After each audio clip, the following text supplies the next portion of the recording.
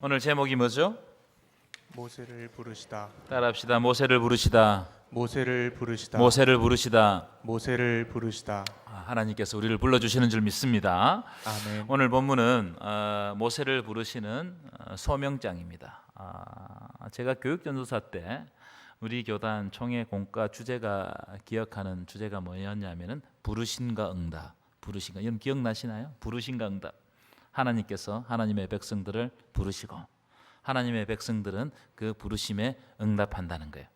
이 주제는 신학적으로 굉장히 중요한 주제입니다. 하나님께서 우리를 매 순간 부르십니다. 믿으십니까? 그런데 매 순간 부르시는 그 하나님의 부르심에 우리는 응답하고 있는가? 오늘 말씀을 들으면서 이 질문을 자기 자신에게 해볼 필요가 있어요. 하나님은 매 순간 부르시는데 우리는 그 부르심에 응답하고 있는가? 여러분, 하나님은 아브라함을 부르셨고요. 아브라함은 하나님의 부르심에 응답하고 순종했습니다. 예수님이 제자들을 부르셨습니다. 나를 따르라 이렇게 부르셨습니다. 나를 따르라는 그 부르심에 제자들이 어떻게 했느냐, 어떻게 반응했느냐? 배와 그물을 버려두고 예수님을 따랐다고 기록하고 있어요. 예수님의 부르심에 제자들이 응답했다는 거예요. 그러니까 하나님은 항상 부르시고 우리는 응답하는 거예요. 여러분, 오늘 이 시간에 우리가 예배당에 나와서 예배 드리고 있는 것은 내가 내 의지를 가지고 온 것이 아니고 먼저 하나님의 부르심이 있었고 우리는 그 부르심에 응답한 줄 믿습니다. 아멘. 믿습니까? 아멘. 무슨 뜻이냐면 하나님은 그분의 뜻을 이 땅 가운데 드러내기 위해서 누군가를 지금도 계속해서 부르고 계신다는 거예요. 그리고 그 부르심에 응답한 사람들을 사용하셔서 이 땅 가운데 하나님의 뜻을 딱 드러내고 하나님이 전하고자 하는 그 메시지를 하나님이 부르신 사람들을 통해서 전달하는 거예요. 메시지를 전달하는 겁니다. 하나님의 일하심은 하나님이 부르신 사람들을 통해서 펼쳐가는 겁니다. 이것이 하나님의 방법이에요. 하나님은 꼭 사람을 불러서 하나님의 일들을 해 나가시는 겁니다. 그래서 하나님은 아브라함을 부르시고 오늘 본문에는 모세를 부르시고 다윗도 부르시고 이사야도 부르시고 예레미야도 부르시고 신약에 가면 제자들도 부르시고 바울도 부르시고 오늘날에는 우리를 부르시는 줄 믿습니다. 다 이 부르심과 응답이라는 구조 속에서 하나님은 하나님 나라를 딱 펼쳐가는 거예요. 그래서 우리를 부르셔서 하나님 나라가 우리의 삶 가운데 드러나게 하시는 거예요. 자, 그런데 하나님이 부르시는 그 부르심에 하나님의 사람들이 흔쾌히 응답했는가? 결론적으로 보면 다 응답했어요. 하나님이 부르시면 결론적으로 마지막에 가면 다 응답합니다. 하지만 그 과정을 보면 대부분의 사람들이 처음에는 하나님의 부르심에 적극적으로 응답하지 못하는 사람들이 상당히 많았어요. 예레미야 같은 사람은 예레미야 1장 6절 보여주시면 이렇게 이야기하습니다. 슬프도소이다 주 여호와여 보소서 나는 아이라 말할 줄을 알지 못합니다. 무슨 말이에요? 하나님의 응답에 대해서 내가 흔쾌히 가겠단 말이에요? 아니면 나는 아이기 때문에 부족하기 때문에 거절하겠다는 뜻입니까? 나는 거절할 수밖에 없다. 난 너무 연약하다는 거예요. 기드온 사사는 6장 1절 보시면 6장 15절 보시면 나의 집은 므낫세 중에 극히 약하고 나는 내 아버지 집에서 가장 작은 자이니다. 그런데 내가 무엇을 하겠습니까? 하나님의 부르심에 응할 수가 없습니다. 이렇게 하나님의 부르심에 대해서 흔쾌히 응하지 않아요. 특별히 요나, 여러분 요나 아시죠? 요나는 옛날 목사님들이 요나다 나다 이렇게 말씀을 많이 하셨는데 요나는 하나님이 부르셨는데 하나님이 부르시는 방향으로 가지 않고 어떻게 가버립니까? 정반대의 방향으로 가버립니다. 왜? 하나님의 뜻이 이해가 안 되니까요. 요나가 생각할 때 니누의 성은 멸망당해야 될 죄악의 성이잖아요. 그런데 이 죄악의 성에 가서 하나님이 복음을 전하라고 하니까 이 요나가 이해가 안 된단 말이에요. 그래서 하나님께서 가라고 하신 반대 방향, 하나님께서 가라고 하신 방향은 니누에, 지금의 이라크입니다. 그런데 반대 방향, 스페인, 다시서로 가버려요. 완전히 반대 방향으로 가버리는 거예요. 자, 그런데 오늘 본문에 모세도 똑같은 양태를 보이더라는 거예요. 여러분 출애굽기 오늘 집에 가서 읽어보십시오. 3장과 4장을 자세히 읽어보시면 모세가 하나님께서 부르시거든요. 그 부르심에 모세가 몇 번 정도 거절할까요? 몇 번 정도? 일부 예배 들으셨던 분은 다 아시군. 4번 거절하면 4번. 제가 읽어보니까 4번 정도 거절해. 소개해드리겠습니다. 11절 한번 보여주실까요? 이렇게 이야기합니다. 내가 누구이기에 바로에게 가며 이스라엘 자손을 애굽에서 인도하여 내리까? 하나님께 그렇게 대답합니다. 도대체 내가 누구냐는 거예요. 나는 아무 능력이 없다는 겁니다. 그런데 내가 어떻게 이스라엘 자손을 인도하여 낼 수 있겠습니까? 거절하는 거예요. 4장 1절도 보실까요? 4장 1절 우리 한번 읽어보겠습니다. 시작. 그들이 모세가 대답하여 이르되 그러나 그들이 나를 믿지 아니하며 내 말을 듣지 아니하고 이르기를 여호와께서 너희에게 나타나지 아니하셨다고 말할 것이라는 거예요. 그 사람 내가 보내도 그 이스라엘 백성들이 나를 믿지 아니하고 내 말을 듣지 아니한다는 거예요. 근데 내가 어떻게 그들에게 가겠냐는 거예요. 4장 10절 오 주여 나는 본래 말을 잘하지 못하는 자이니다. 나는 입이 뻣뻣하고 혀가 둔한 자이니다. 무슨 말이에요? 나는 말 자체를 못하는데 어떻게 하나님의 음성에 순종하겠냐는 거예요. 마지막으로 4장 13절 보여주실까요? 4장 13절 한번 읽어보겠습니다. 시작. 모세가 이르되 오 주여 보낼 만한 자를 보내소서. 나는 안 됩니다. 나는 능력이 부족해서 안 됩니다. 나보다 더 똑똑하고 능력이 있는 보낼 만한 자를 사시 선택해 가지고 보내주십시오. 이렇게 모세는 하나님의 부르심에 거절해요. 네 번이나 거절합니다. 자, 그럼 하나님의 사람들이 하나님이 부르실 때 왜 하나님의 부르심에 대해서 거절하느냐? 저는 세 가지 이유가 있다고 생각합니다. 이 이유들은 다 우리에게도 해당된다고 생각해요. 첫 번째, 왜 거절하느냐? 나의 부족과 한계 때문에 거절해. 내가 너무나 부족하기 때문에. 무슨 말이냐면 하나님의 계획과 스케일이 너무 큰 겁니다. 출애굽시키는 이 일이 얼마나 큰 일입니까? 하지만 그 크신 하나님의 계획을 이루는 데 있어서 내가 나를 보니까 너무 초라하고 부족하다는 거예요. 그래서 예레미야 같은 사람은 뭐라고 고백했다고? 나는 아이라 말할 줄 알지 못합니다. 내가 그런데 어떻게 가겠습니까? 이렇게 이야기했어요. 자기의 부족함 때문에 못한다는 거예요. 충분히 이해가 되시죠? 제가 교회 사역 때문에 성도들 가운데 어떤 분들에게 전화를 해서 집사님, 권사님, 안수 집사님 이런 것들을 좀 이런 부분을 좀 섬겨 주십시오. 이렇게 사역을 부탁하잖아요. 그러면 10명 중에 8명은 목사님 저는 부족해서 못합니다. 다 부족해서 못한다는 거야. 모세의 표현에 의하면 나는 입이 뻣뻣한 자이니다. 나는 말을 못한다. 이거 똑같은 것이죠. 그러면 그런 분들만 그러느냐? 저도 그래요. 제가 지난번 설교 시간에 말씀드렸잖아요. 저도 안수 받기 전날 도망가고 싶다고 그 말씀 들었죠, 그죠? 왜 도망가고 싶었을까요? 저는 제가 얼마나 부족한 사람인가를 너무나 잘 알고 있기 때문입니다. 저는 오류가 많아요. 오류가. 내가 나를 너무나 잘 알고 있기 때문에 나 같은 사람이 무슨 하나님이 일을 하겠으며 나 같은 사람이 어떻게 설교할 수 있겠는가 이런 생각이 드니까 자꾸 도망가고 싶은 거예요. 나의 한계와 부족함이 하나님의 부르심에 대해서 주춤하게 만드는 거예요. 여러분들도 다 마찬가지일 거로 생각합니다. 내가 너무나 부족하다. 그래서 하나님의 부르심에 흔쾌히 응답하지 못해요. 두 번째, 왜 하나님의 부르심에 대해서 응답하지 못하느냐? 모세의 입장에서 보면 실패의 트라우마 때문에 하나님의 부르심을 거절합니다. 실패가 있는 거예요.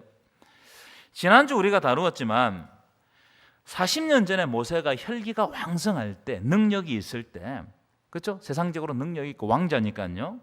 애굽의 모든 엘리트 교육을 다 받고 그래서 자신감이 넘치고 권력을 가졌을 때 그때 모세가 뭘 했습니까?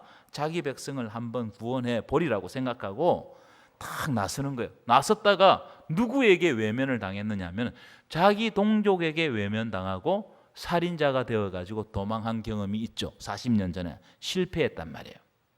그러니까 그 실패의 현장에 다시 서고 싶지 않다는 거예요. 여러분, 한번 실패하면 그 실패의 현장에 가고 싶어요? 안 가고 싶어요? 가기 싫습니다. 그 실패의 경험이라는 것은 굉장히 쓰기 때문에 가기 싫어요. 웃음거리가 된 현장, 조롱거리가 된 현장, 바보가 된 현장에 누가 거기 다시 서려고 하겠어요? 안 간단 말이죠.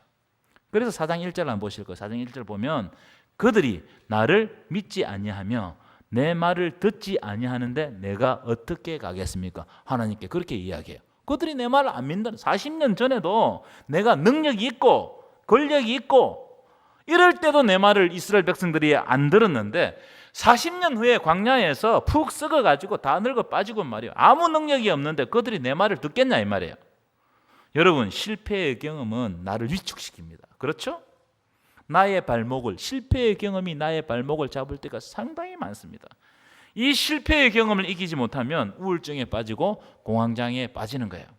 여러분, 실패를 한번 하고 나면 용기 내기가 쉬워요, 어려워요? 대단히 어렵습니다. 대단히 어려워요. 여러분, 우리에게도 수많은 실패의 경험들이 있을 겁니다. 그러니까 이 실패의 경험 때문에 하나님의 부르심에 흔쾌히 응답하지 못한다는 거예요. 세 번째, 왜 하나님의 부르심에 대해서 선뜻 응답하지 못하느냐? 익숙함에서 떠나야 되기 때문에. 익숙함에서. 여러분, 지금 생각해 보십시오. 모세가 있는 현장은 40년 동안 양만 쳤던 너무나 익숙한 현장입니다. 40년 동안 양만 쳤다고요. 제가 생각할 때 모세가 양 치는 것은 눈 감고도 할 수 있을 정도로 경지에 올랐을 것이라고 생각합니다. 익숙해졌어요. 그런데 하나님이 부르시는 현장은 어떤 현장이냐면은 바로 앞에 서야 돼. 바로 앞에. 자기를 죽이려고 하는 애구 왕 앞에 서야 되는 거예요. 굉장히 두려운 현장이고 낯선 현장입니다. 그렇죠? 제가 여러분들에게 질문해 보겠습니다. 여러분은 익숙함을 좋아하십니까? 낯섦을 좋아하십니까? 당연하죠. 물어보란 말 아니겠습니까? 우리는 익숙함을 좋아합니다. 그래서 내 집이 편한 거예요. 집에 가면 익숙하기 때문에 편한 거예요. 그런데 집 떠나서 아무리 좋은 호텔에 가서 잠을 자도 잠이 잘 와요, 안 와요? 잘 안 오죠? 여러분, 여기 계신 분들 잠을 잘 주무시는 것 같아요. 저는 집 떠나서 어디 호텔 가서 잠 자도 잠이 잘 안 옵니다. 왜요? 익숙하지 않기 때문에. 편안하지 않은 거예요. 저는 식당에 가잖아요. 그러면 맨날 가는 식당만 가요. 익숙하니까 딱 그 식당만 찾아요. 그리고 맨날 가는 식당에 가서도 맨날 먹는 음식만 먹더라고요. 아마 여러분들도 마찬가지일 겁니다. 왜냐하면 우리는 익숙함에 익숙해져 있어요. 익숙함에 익숙해졌습니다. 우리는 익숙함에서 안정감을 찾는 겁니다. 하지만 하나님의 부르심은 우리가 속한 익숙한 곳에서 떠나게 하시고 낯선 곳으로 부르신단 말이에요. 여러분, 낯선 곳으로 가는 것은 이게 쉬운 일이 아니에요. 어려운 일입니다. 낯선 곳으로. 저희 아버지께서 목회하시는데 초등학교 5학년 때 그리고 고등학교 2학년 때 목회지를 옮기셨어요. 민감할 때 아닙니까? 굉장히 어려웠어요. 힘들었습니다. 익숙했던 자리를 떠나서 낯선 자리로 가니까 얼마나 힘들고 상처를 많이 받았는지 몰라요. 심지어는 제가 군대에서 휴가를 나왔는데 집에 가보니까 목회지를 옮기신 거예요. 아버지가 안 계셔. 뭐 지금이야 휴대폰이 있어가지고 전화해가지고 어딥니까 하고 가면 되는데 그때는 삐삐도 없던 시절입니다. 그래가지고 내가 갈 데가 없으니까 어떻게 했느냐? 친구 집에 3일 동안 가서 친구 집에서 잤어요. 얼마나 눈칫밥을 먹었는지 모릅니다, 여러분. 여러분, 익숙함을 떠나는 것은 굉장히 불안해져요. 낯선 곳으로 가는 것 두려운 일입니다. 그런데 하나님은 우리를 부르실 때 항상 낯선 곳으로 부르신다는 거예요. 한번 보십시오. 아브라함 한번 보세요. 창세기 12장 1절 한번 읽어볼까요? 읽겠습니다. 시작. 여호와께서 아브라함에게 이르시되 너는 너의 고향과 친척과 아버지 집을 떠나 내가 내게 보여줄 땅으로 가라는 거예요. 내가 내게 보여줄 땅. 여러분, 내가 내게 보여줄 땅이라는 말은 이미 정해져 있는 땅이란 말입니까? 정해지지 않은 땅이란 말입니까? 목적지가 정해지지 않는 땅으로 가라는 거예요. 얼마나 낯선 환경입니까? 그래서 우리가 하나님께서 부르실 때 그 부르심에 선뜻 응하기가 쉽지 않다 이 말이에요. 자, 그런데 모든 하나님의 부르셨던 하나님의 사람들도 마찬가지고 오늘 본문 3장 4장을 보시면 결국 모세가 하나님의 부르심에 응답해요. 다 응답합니다. 나중에 나오겠지만 하나님의 설득에 다 설득됩니다. 왜 응답했을까? 이 주제를 가지고 두 가지 말씀을 가지고 여러분들과 잠시 말씀을 나누겠습니다. 첫 번째, 하나님이 뜰기나무 가운데서 모세에게 나타나셨기 때문에 모세가 하나님의 부르심에 응답합니다. 하나님께서 뜰기나무 가운데서 나타나셨다. 그래서 뜰기나무가 굉장히 중요한 요소입니다.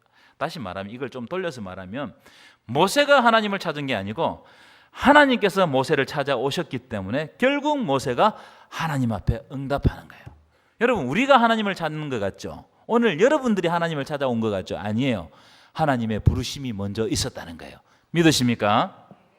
하나님이 뜰기나무 가운데서 부르시면 우리는 결국 하나님의 부르심에 응답하게 될 수밖에 없어요. 왜냐하면 하나님이 그분의 섭리 안에서 우리를 설득시켜요. 설득시키면 우리 다 하나님께 설득당합니다. 모세에게는 그게 바로 뜰기나무예요. 뜰기나무. 뜰기나무는 굉장히 중요한 요소입니다. 여러분, 모세는 앞에서 말씀드린 것처럼 40년 전에 철저하게 실패하고 광야로 도망가서 40년 동안 양만 쳤다고 그랬죠. 그런데 여러분, 본문을 자세히 보시면 모세가 양을 쳤는데 자기 양이 아니야. 1절 한번 보실까요? 1절 뭐라고 되어 있습니까? 모세가 그의 장인 미디안 제사장 이드로의 양떼를 쳤다는 거예요. 이드로의 양떼. 자기 장인, 자기 양이 하나도 없어. 누구의 양을 쳤다는 거예요? 자기 장인 양을 쳤다는 거예요. 처가살이를 40년 동안 했다는 거예요.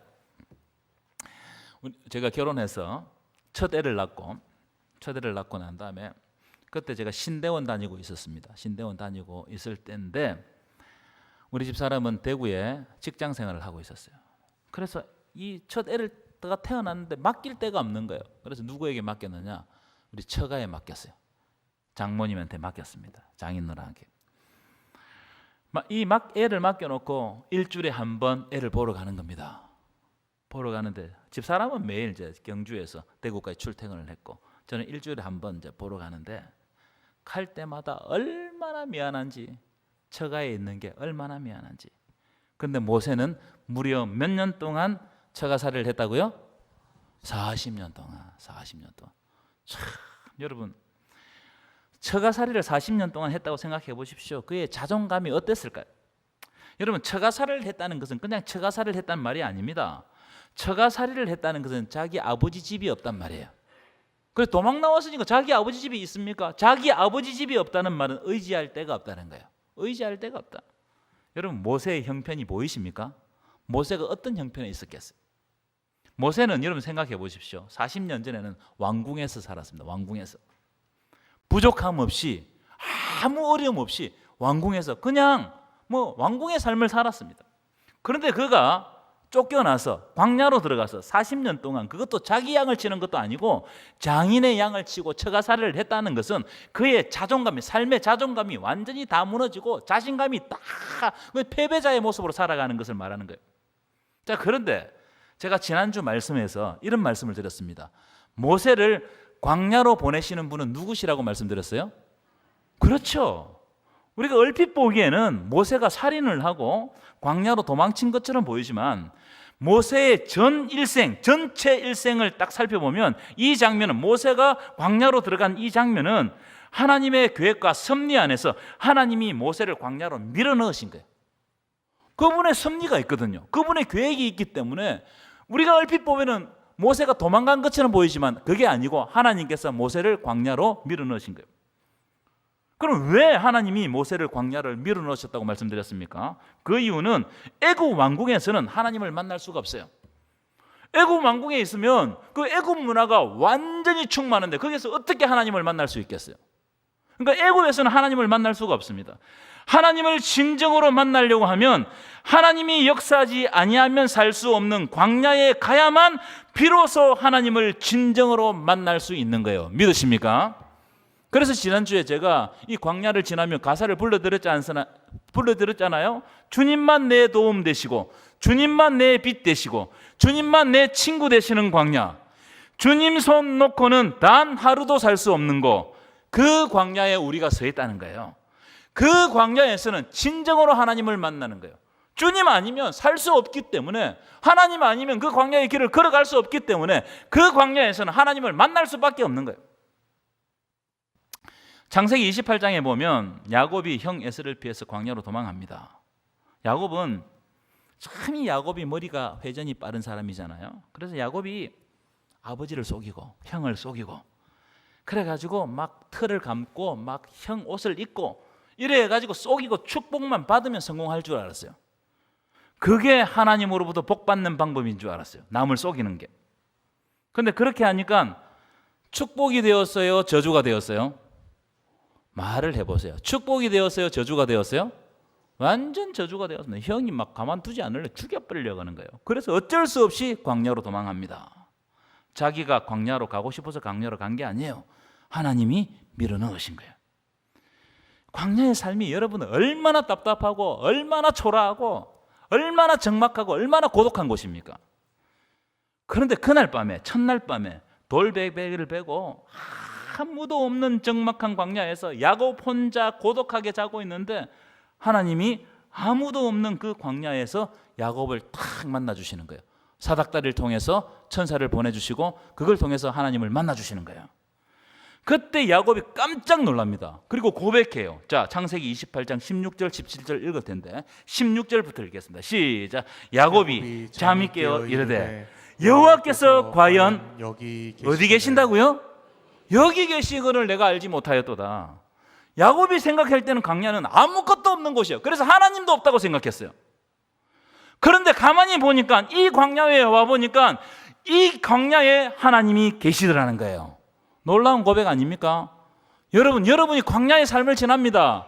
그래 그때는 아무도 없다고 생각해요. 내 옆에 아무도 없다. 너무너무 고독하다. 아니에요. 하나님이 여러분과 함께 계시는 줄 믿습니다. 아멘. 여기 계신다는 거예요. 여기 나와 함께 계신다는 거예요. 17절도 보시고 17절 함께 읽겠습니다. 시작. 이에 두려워하여 이르되 두렵도다 이곳이요 이것은 다름 아닌 하나님의 집이요 하늘의 문이로다.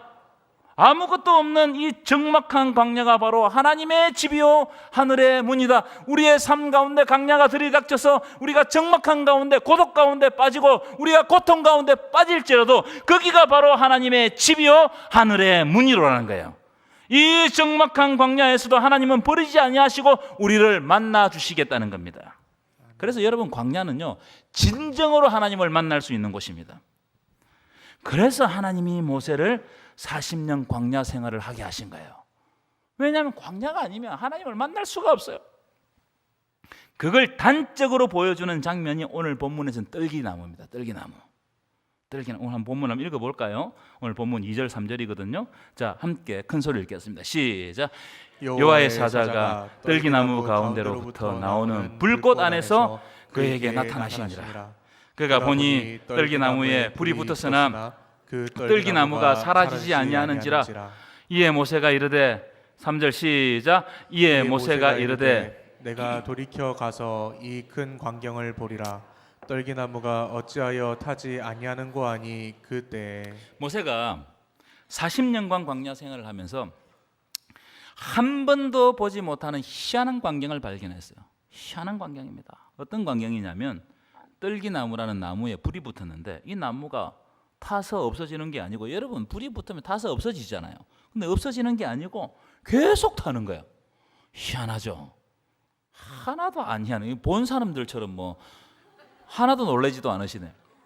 떨기나무 지금 보여주시는데 떨기나무가 어떤 거냐면 뭐 학계에 뭐 의견이 분분합니다. 크게 두 가지로 추려 보면 떨기나무는 왼쪽에는 사막에서 자라는 아카시아 나무입니다. 이것도 바짝 마른 나무고 오른쪽에는 관목덤물이라고 해요. 떨기나무를 이렇게 보시는 분들도 있어요. 아마 오른쪽으로 보시는 분들이 더 많은 것 같아요. 어쨌든 이 떨기나무는 전자든 후자든 바싹 말라 있는 나무입니다. 바싹 말라 있어요. 그래서 이 사막이 뜨거울 때 오늘 본문에 나오는 떨기나무와 같이 마른 나무들에게서 자동적으로 불이 나버려요. 불이 나버립니다. 호주 산불 여러분 기억하세요? 호주 산불. 호주 산불은 어떻게 났느냐면은 이 가뭄 때문에 대기가 너무 건조해가지고 자동적으로 발화되었다고 추정해요.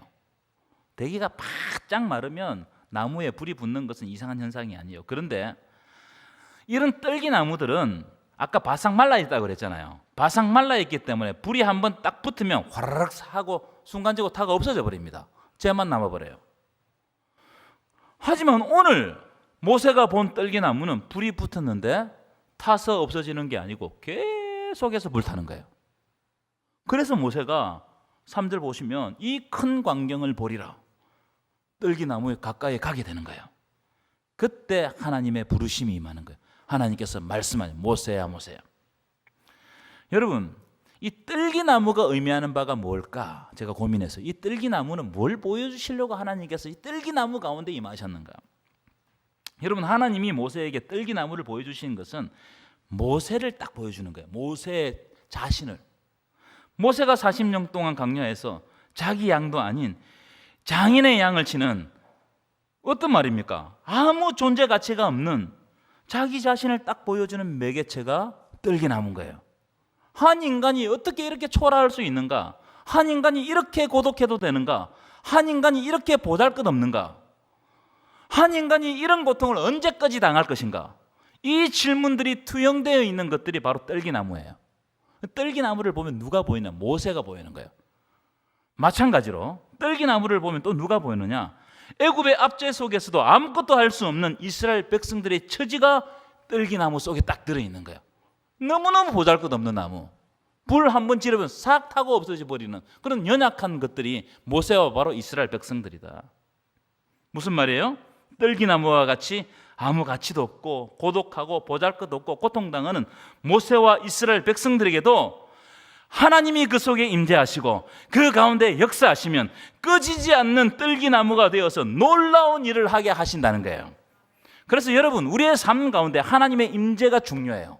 나는 뜰기나무입니다. 그런데 하나님의 임재가 임하면 꺼지지 않는 뜰기나무처럼 우리가 하나님의 빛을 발하게 될 줄 믿습니다. 그걸 딱 보여주기 위해서 하나님께서 뜰기나무 가운데 모세와 같은 보잘것없는 그 나무 가운데 하나님이 임하시는 거예요. 제가 예전에 한번 보여드렸던 그 사진이 한번 보여주실까요? 이 배가 뭐처럼 보입니까? 항공모함입니다. 항공모함.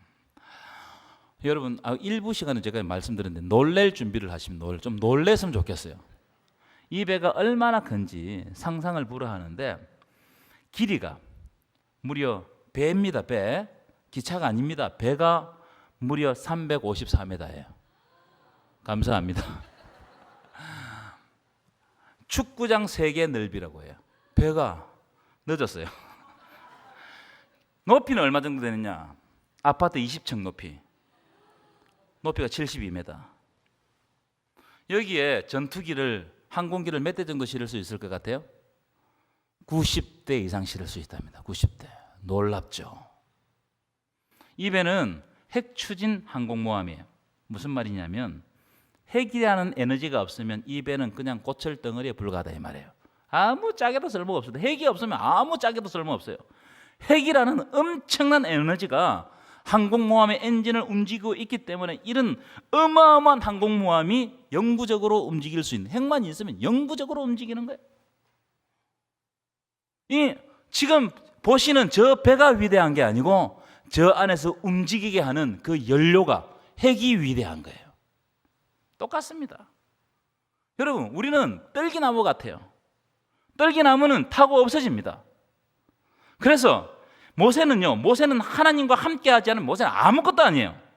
여전히 초라하고 보잘것없는 삶을 살다가 광야에서 그냥 죽는 거예요. 죽는 인생이죠. 그러나 그런 모세에게 하나님이 임재해 주시고 함께해 주시면 뜰기나무와 같이 쓸모없는 모세도 하나님께 쓰임을 받는다는 거예요. 이걸 딱 보여주는 거예요. 그래서 모세가 위대한 게 아니고 쓸모없는 모세를 부르시고 모세와 함께 하시는, 임재해 주시는 하나님이 위대하시다. 이걸 우리들에게 보여주고 있는 거예요. 그래서 모세가 하나님의 부르심에 응답합니다. 여러분, 하나님의 부르심에 응답하시기를 축원합니다. 여러분, 우리는 뜰기나무죠. 쓸모없는 존재들입니다. 하지만 그런 쓸모없는 존재들인 우리들도 하나님께서 임재해 주시고 우리 가운데 역사하시면 우리를 통하여 하나님 나라의 놀라운 일들이 펼쳐질 줄 믿습니다. 그래서 우리가 하나님의 부르심에 응답해야 돼요. 따라합시다. 부르심에 응답합시다. 부르심에 응답합시다. 하나님의 부르심에 응답하면 하나님께서 임재해 주시고 하나님의 놀라운 능력이 우리의 삶을 이끌어가고 우리를 통해서 하나님 나라의 역사가 일어나게 될 줄 믿습니다. 아멘. 두 번째, 하나님께서 모세에게 신을 벗어라 이렇게 말씀하십니다. 굉장히 중요한 포인트입니다. 여러분, 광야에서 신은요 있어도 되고 없어도 되고 이런 게 아닙니다. 우리 모래바다 요즘 신발 맨발로 걷는 거 유행하죠. 광야에서는 그걸 할 수가 없어요. 광야에서는 신은 필수적입니다. 뜨거워가지고 신이 없으면 못 갑니다. 특별히 지금 모세가 하나님을 만나고 있는 이 장소는 호렙산, 시내산이거든요. 저는 시내산을 아직 못 가봤습니다. 근데 성지순례 갔다 오신 분들의 이야기를 들어보면 시내산은 돌산이에요. 돌산. 울퉁불퉁한 돌산입니다. 여러분, 이런 돌산에 신이 없으면 걸어갈 수 있어요? 없어요? 없습니다. 그런데 하나님이 모세에게 내 발에서 네 신을 벗으라는 거예요. 그 신을 벗으라는 거예요. 그 신을 신고 있으면 안 된다는 거예요.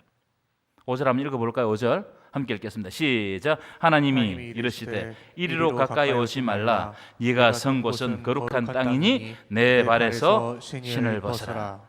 신을 벗는다는 의미는 우리가 설교를 통해서 많이 들었습니다. 잘 아실 겁니다. 고대 노예들은 신을 벗고 주인을 섬겼어요.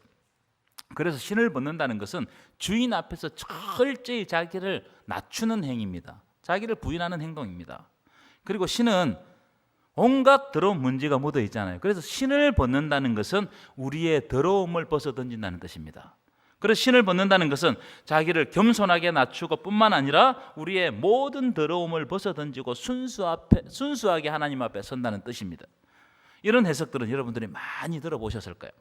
저는 오늘 약간 다른 결의 해석을 여러분들과 한번 나누고자 합니다. 어떤 해석이냐면 모세가 신을 벗는다는 것은 과거의 실패를 벗어 던지라고 말하는 것 같아요. 너의 과거의 실패를 벗어 던지라. 너의 과거의 실패가 네 발목을 잡아서는 안 된다는 거예요. 한번 보십시오, 여러분. 모세는 40년간 광야 생활을 하면서 늘 마음속에 뭔가 하나가 있을 것이라고 생각합니다. 뭐냐면 자기가 애굽의 왕자였어요. 왕이 될 수 있는 사람이었습니다. 그런데 지금 40년 동안 자기가 처한 형편, 이 40년 동안 광야 생활을 보면서 한탄하지 않았을까요? 여러분, 왕자였어요. 그런데 40년 동안 광야 생활을 해서 생각할 때 한 번씩 생각날 때마다 화가 막 밀어 올라오실 겁니다. 40년 전에 권력을 가지고 잘 나가던 그 화려한 왕자 시절, 그런데 그때 그만 실수를 해가지고 살인을 저지르고 그것 때문에 내 인생 망가졌다고 그렇게 생각하면 자기를 괴롭히는 겁니다. 그 사건 때문에 염려와 절망이 모세를 감싸게 되고 염려와 절망이 덮칠 때마다 자기를 태우는 거예요. 여러분, 어떤 속상한 일이 있으면은, 과거에 어떤 속상한 일이 있으면 그게 해결 안 되면 어떻게 됩니까? 밤에 잠을 못 자, 문득문득 생각날 때마다 너무너무 괴로운 거예요. 여러분, 그런 때가 있어요, 없어요? 표정을 보니까 다 있는 것 같아요. 다 있습니다. 무슨 말이냐? 모세의 과거의 모세가 현재의 모세를 무력하게 만드는 거예요. 우리 그럴 때가 많습니다. 과거의 내가 현재의 나를 무너지게 만들고 일어서지 못하게 만든단 말이에요. 그래서 하나님께서 그런 과거의 신을 벗어 던지라는 겁니다. 여러분, 과거가 우리의 발목을 잡으면 한 발자국도 하나님 앞에 나아갈 수가 없어요. 여러분, 여러분의 삶 가운데도 분명 절망의 시간, 그리고 허비했다고 생각하는 시간들이 있을 겁니다. 여러분, 그러나 후회하지 마십시오. 하나님은 우리가 절망했다고 생각하는 그 시간, 허비했다고 생각하는 그 시간도 다 하나님의 계획 아래 두실 줄 믿습니다. 여러분, 모세의 40년 광야 생활이 아무 의미가 없었습니까? 그렇지 않아요. 모세는 자기가 의미 없다고 생각했습니다. 하지만 하나님은 그 모세의 40년, 모세는 한탄하면서 살았지만 하나님은 그 광야의 40년의 시간을 모세를 다듬어가는 시간으로 만드셨어요.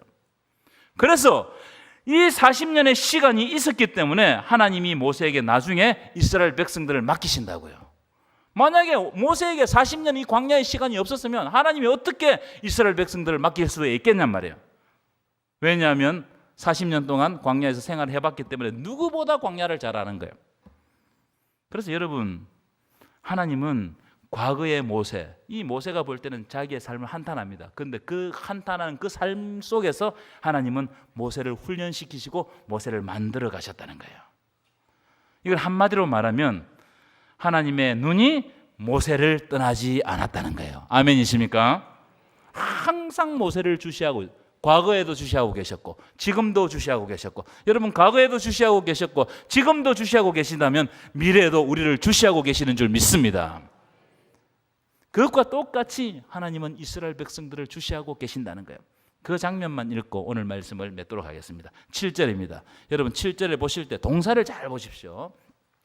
함께 읽겠습니다. 시작. 여호와께서 이르시되 내가 애굽에 있는 내 백성의 고통을 분명히 보고 그들이 그들의 감독자로 말미암아 부르짖음을 듣고 그 근심을 알고. 자, 여러분 동사를 잘 보세요.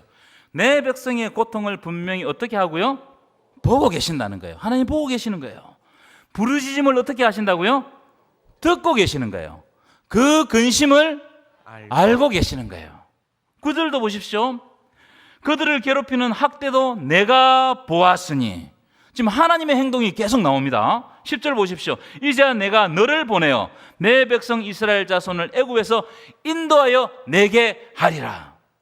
여러분 방금 읽은 말씀의 중요한 부분 다 동사로 이루어져 있어요. 하나님의 동사. నేను 이걸 하나님의 동사로 부릅니다. 하나님께서 지금 현재적으로 움직이신다는 거예요. 현재적으로 일하신다는 거예요. 여러분 하나님은 과거에서부터 지금까지 항상 현재적으로 일하시는 줄 믿습니다. 그래서 너의 지금 과거에 네 발목 잡고 있는 이 과거의 신을 벗어 던지고 현재 지금 하나님의 일하심에 동참하라는 거예요.